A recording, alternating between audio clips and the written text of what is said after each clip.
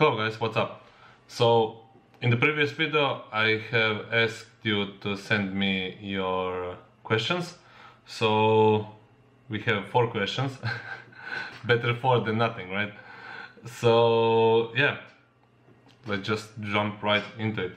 So then F asks, can you do a video about deadlifting for tall guys and long femurs?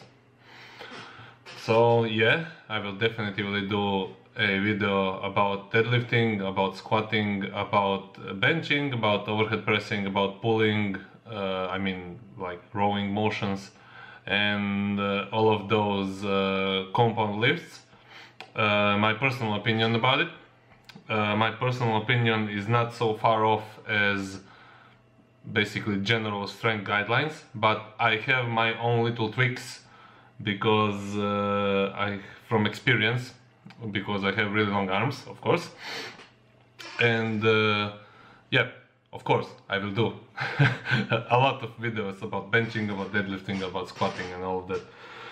So next one is Onekim Tvojim or Onekim Tvojim. So can you make a video about your programming? Do you follow a program on your own? What kind of progression style do you follow? Do you do deloads? What sets and reps and how much volume, etc. So yeah, Onekim. I have my... Here's the thing. From 2014 I have been running something similar to Hyperpower from Lane Norton. That's when I started to do, like, for bodybuilding, Hyperpower. So it was basically 4-day split. It was 2 days upper lower power movements and 2 days it was upper lower bodybuilding movements. So from that it kind of evolved into something similar to Johnny Candito's linear progression. So both of those programs are still free and still available, but yes, I definitely made a lot of tweaks to both of programs, because from Lane Norton is actually too much volume for me. It was too much exercises and too much volume, especially for lower body and especially for pressing. I think it was for pressing. It was in 2014, so I don't really remember it that much. But these days it's much more closer to Candito linear, but it's not quite, because the most gains I have ever made was squatting only once per week, deadlifting only once per week, and benching actually 2 times per week. Yes, 2 times per week.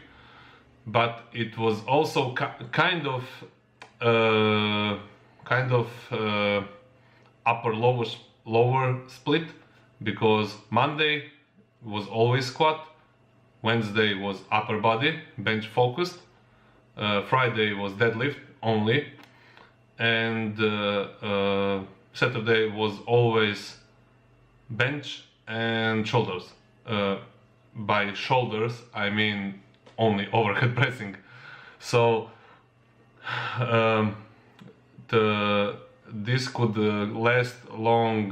This could last about 5 hours. I could talk about this so much, but I will put up my free program. I will put my best program that worked the best for me.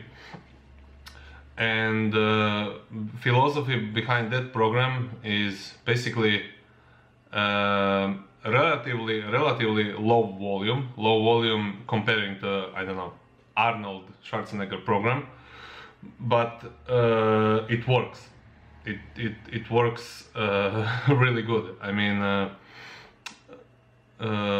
For me it worked always, and currently I am actually doing from Calgary barbell program, 16-week program, just to test it if I can actually do it, because it's much more volume than I used to doing.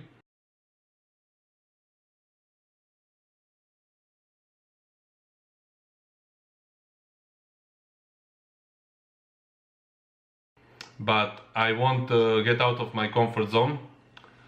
And by saying that, I have picked a really bad time, because about a month ago I was going to play basketball just a little bit by myself, and I was dunking, I was dunking a little bit from with my left. I was jumping with my left foot. I have really high vertical jump, and yeah, of course I strained my knee a little bit. So just a little bit, it's not an injury, but I strained it. Yeah, so you have to be so fucking careful when you are tall and when you're training hard. I mean, it's annoying. It's annoying. I'm not that young anymore, so I can't just do a bunch of stuff and expect recover. So, which brings me to the next question, which is from Aaron Robertson.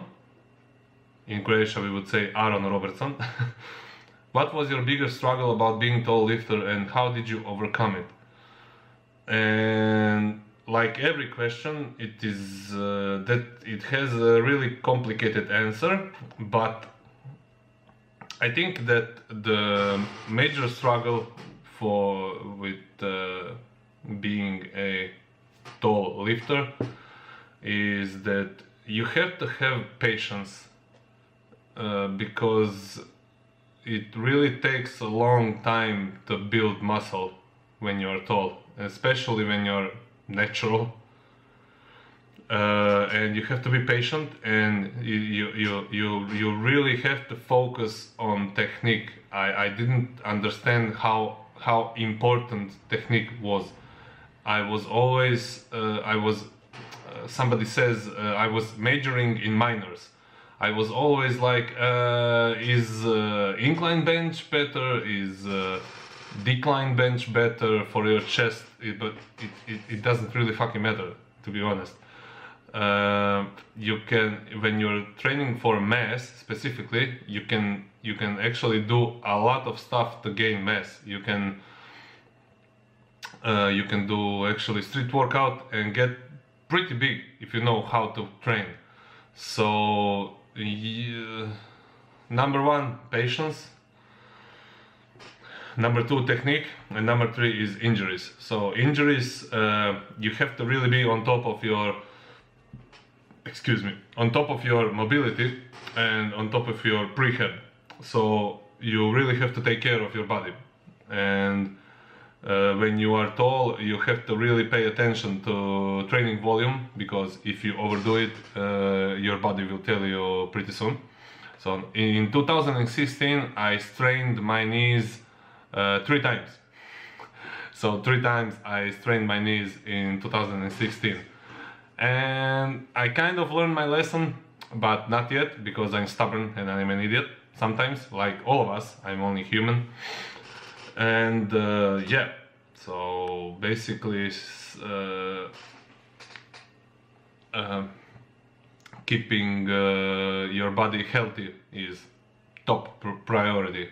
That's why I'm always saying I am kind of powerlifter, but I will never be super competitive, because I don't want to risk my body.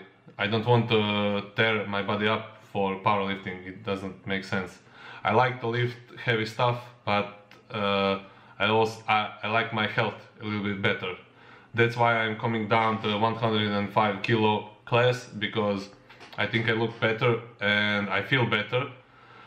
And 120 kilos, I basically just felt like shit all the time, and I always needed to stuff my face with food, and I didn't like that. So yeah, maybe eating is one of the stuff that's actually a struggle when you're tall lifter. You have to understand that you have to fucking eat, man. I mean, that's it. For somebody that isn't a problem, but for me it's not a problem actually. But I had to eat so much that it kind of it got up to this fucking food. I was just, I don't want to fucking eat anymore. So yeah, next question is from VTeam02. Favorite novice and intermediate routines for general strength or powerlifting. So, yeah, that's also my favorite routine for intermediates and novice is actually always, and it will always be, from Johnny Candito, linear progression and power linear progression. So Johnny Candito has a lot of variations with his 3 variations for his linear